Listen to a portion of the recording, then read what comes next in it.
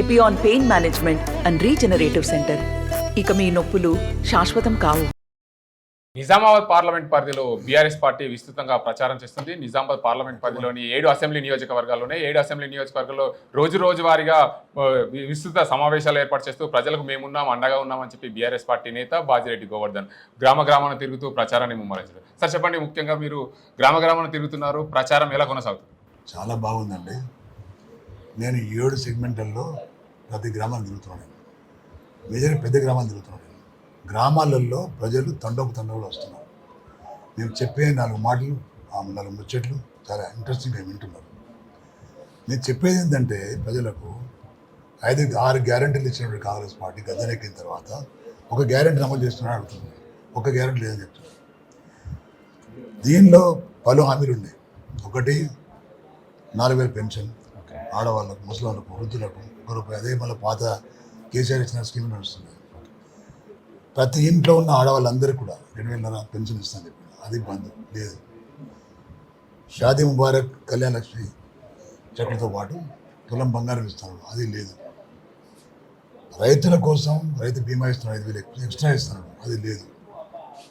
రైతు పండించిన పంటకు ఎంఎస్పి పోను వారి క్వింటాలకు ₹500 బోనస్ ఇస్తున్నాడు, అది లేదు. ప్రజలు పంట పండించుకొని గతంలో ఎంఎస్పి రేటుకు అమ్ముకున్నారు. ప్యాడీ రైతుల దగ్గర నుంచి గవర్నమెంట్ కొన్నది, కొని డబ్బులు ఇచ్చింది వాళ్ళకు, తర్వాత తీసుకునేది. కానీ ఇక్కడ డబ్బులు ఇచ్చే పరిస్థితి. కొనుగోలు కూడా 50% కొనుగోలు ప్రైవేట్ వ్యాపారస్తులు కొనుక్కోపోయారు. 50% కొనే పరిస్థితులు లేదు.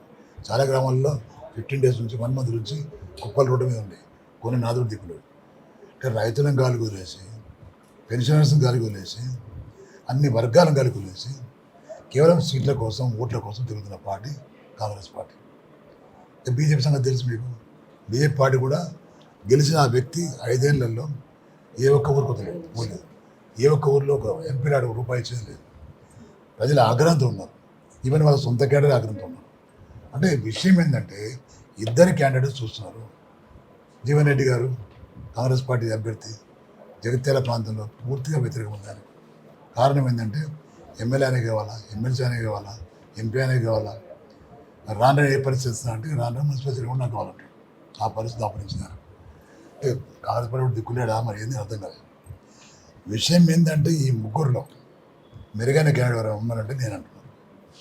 బీఆర్ఎస్ పార్టీ క్యాండిడేట్గా నేనున్నా కాబట్టి బీఆర్ఎస్ పార్టీ గత 10 ఏళ్ళు కేసీఆర్ గారి ద్వారా ఏం పనులు చేసిండు, సంక్షేమ పనులు ఏమి ఇచ్చిండు, రైతాంగానికి ఏం ఆదుకున్నాడు, 24 కరెంట్ ఇచ్చాడు, కరెంట్ సకాస్తలు ఇప్పుడు చాలా ఇబ్బందుల పరిస్థితి.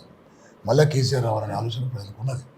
రేపు రిజాల్యూషన్ ప్రభుత్వాన్ని మళ్ళీ ఎలక్షన్ పోతే మేము గెలుస్తాం.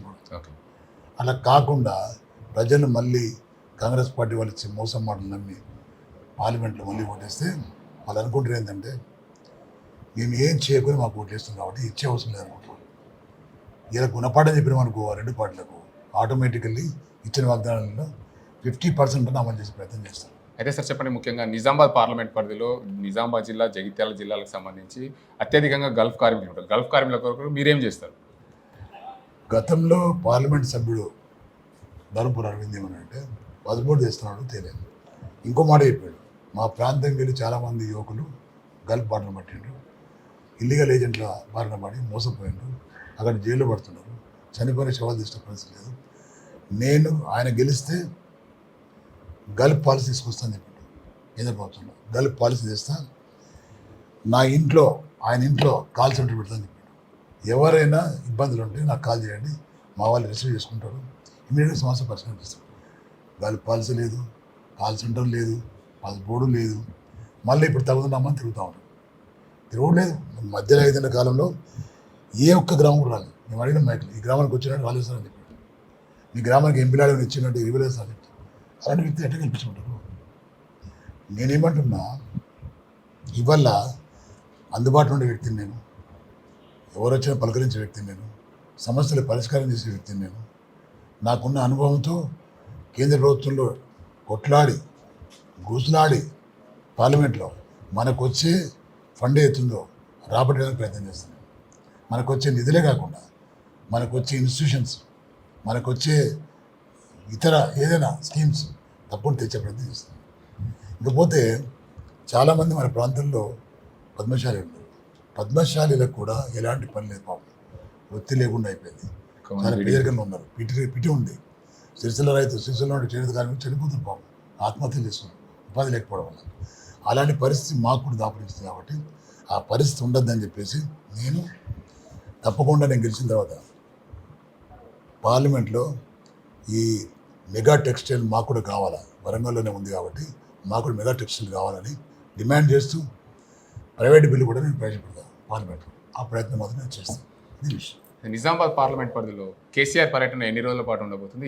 ఏం సందేశం ఇస్తారు? ప్రజలు ఎదురు చూస్తున్నారు కేసీఆర్ ఎప్పుడు వస్తాడు, ఎప్పుడు మాకు సందేశం ఇస్తారని చెప్పి. మీరు నిజామాబాద్ ప్రజలకు ఏం చెప్తారు? కేసీఆర్ గారి పర్యటన స్టార్ట్ అయిందంటే, బస్ యాత్ర స్టార్ట్ అయిందంటే రేవంత్ రెడ్డి భూమి వచ్చింది, వణుకు పుట్టింది ఆయనకు.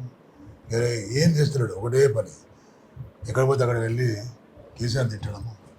అరే నువ్వు పని చేయరా బాబు, నువ్వు పని చేయి, నువ్వు చేస్తున్న పని చేయ కదా, నువ్వు చేస్తలేవు కాబట్టి అడగడానికి వస్తున్నాడు.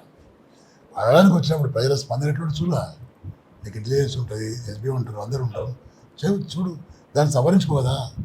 5 ఏళ్ల కాలం నీకు ఇచ్చింది కాబట్టి ప్రజలు ఏం పొరపాటు చేసినావు నువ్వు, ఆ పొరపాటుని ఆయన లేవనెత్తితే ప్రజల నుంచి వచ్చే ప్రతిస్పందన ఏంది, అది చూసిన తర్వాత దాన్ని ఎరిగి నువ్వు దాన్ని రెస్పాండ్ అయిపోయి దాన్ని పరిష్కారం చేసే దిశలో ఉండాలి.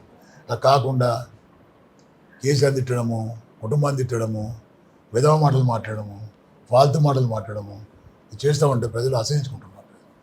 అసహించుకునే పరిస్థితి ఈ 5 నెలలనే రేవంత్ రెడ్డి దాపరించింది. దానికి ఆ కర్మ, ఆ వ్యక్తి కర్మ. ఈ ఎలక్షన్ ఒక మంచి అవకాశం ఇస్తుంది ప్రజలకు. ఈ అవకాశాన్ని ఉపయోగించుకుంటాం అనే రీతిలో వాళ్ళు రెడీగా ఉన్నారు. తప్పకుండా ఈ పార్లమెంట్ ఎలక్షన్లో కాంగ్రెస్ పార్టీకి బీజేపీకి ఇద్దరు కూడా కొనపాడని చెప్పి బీఆర్ఎస్ పార్టీని తప్పకుండా గెలిపిస్తున్నారు. అది నాకు గట్టి నమ్మకం కూడా ఉంది. Okay sir, thank you. మొత్తంగా చూసుకోవచ్చు, నిజామాబాద్ పార్లమెంట్ పరిధిలో అత్యధికంగా గల్ఫ్ కార్మికులు ఉంటారు. గల్ఫ్ కార్మికుల కోసం నేను ఎన్ఆర్ఐసీఎల్ ఏర్పాటు చేశాను, పార్లమెంట్లో కొట్లాడుతున్నాను. అదేవిధంగా నిజామాబాద్ జిల్లాకు మెగా టెక్స్టైల్ కావాలి, ఇండస్ట్రీ కావాలని చెప్పి పోరాటం చేస్తాను. పార్లమెంట్లో దానికి ఆమోదం తెలిపే విధంగా నేను ప్రయత్నం చేస్తాను. ప్రైవేట్ పెట్టుబడులు తీసుకొస్తానని చెప్తున్నాను. నిజామాబాద్ పార్లమెంట్ బీఆర్ఎస్ పార్టీ అభ్యర్థి బాజిరెడ్డి. ఇది ఇక్కడ పరిస్థితి. అదింతో గంగారెడ్డి, RTV నిజామాబాద్. నమస్తే అండి.